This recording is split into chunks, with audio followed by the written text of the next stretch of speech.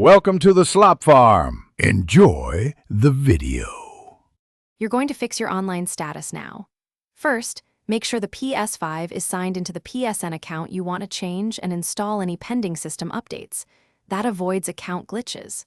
Once done, run settings network test internet connection to verify connectivity and NAT type. Next, open your profile from the control center and tap online status. This is where you begin controlling whether you appear online or offline. Now make the detailed changes. Go to your profile, choose online status, and switch between online and appear offline depending on what you need. This immediately updates presence for friends. Then navigate to Settings, Users, and Accounts Privacy to confirm who can see your online state and game activity.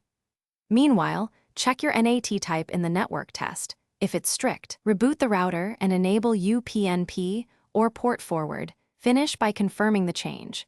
Ask a friend to check your presence or sign into your account on a second device to see the live status. If status still fails to update, go to Settings, Users, and Accounts, Other, Restore Licenses, and sign out, then back in to refresh account tokens. If problems persist, reboot into safe mode and rebuild the database. This clears corrupted metadata that can block presence updates and usually resolves lingering visibility issues.